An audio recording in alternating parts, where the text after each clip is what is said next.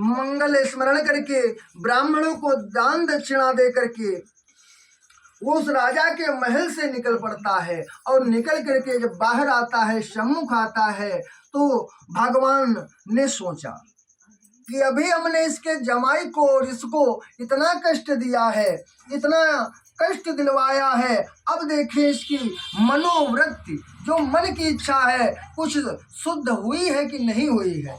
अभी भी इसके मन में सब पाप कर्म, जो झूठ कपट है, अभी भी इसके मन में भरा हुआ है। तो भगवान ने उनके मन की मनोवृत्ति जानने के उद्देश्य से भगवान ने दंडी स्वामी का वेश धारण किया। और दंडी स्वामी का वेश धारण करके वे दोनों लोगों के समक्ष में आकर के प्रकट हो जाते हैं और बोलने लगे कि हे साधु, आखिर जो तुम्हारी नाव है, इस नाव में क्या है? तो दोनों लोग भगवान की हंसी उड़ाने लगे और कहने लगे कि हे सन्यासी, तू क्यों पूछता है कि मैं जो मेरा द्रव्य है वो चुराना चाहता है? हमारी नाव में कुछ नहीं है, सब उसमें लता पतौआ आदि हैं, उसके अलावा कुछ नहीं है।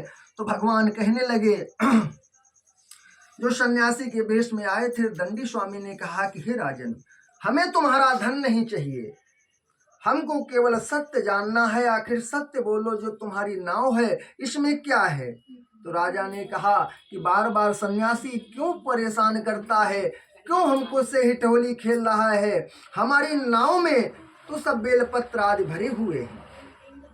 भगवान बहुत चिंतित हो जाते हैं और कहने लगे कि राजन, आपको इतना कष्ट मिला है, इतना दंड दिलाया है, लेकिन आज तक तेरी जो मति है, मन है, वो वैसे ही गंदा है।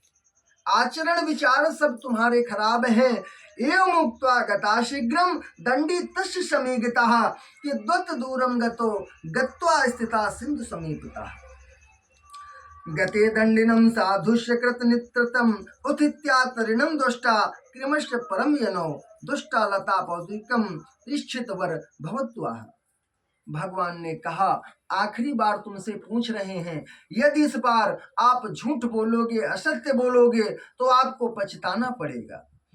तो भगवान ने फिर पूछा, लास्ट बार, तीसरी बार, कि अर्थात तुम्हारी नाव में क्या है? लेकिन राजा का उत्तर बस एक ही था, हमारी नाव में सब लता पतौआ आदि है।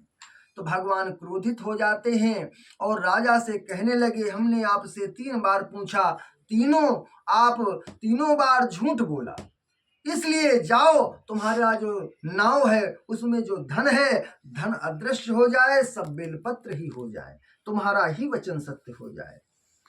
तो भगवान जब इच्छित वर राजा को दे दिया, तो दंडी स्वामी वहां से हट करके निकल करके कुछ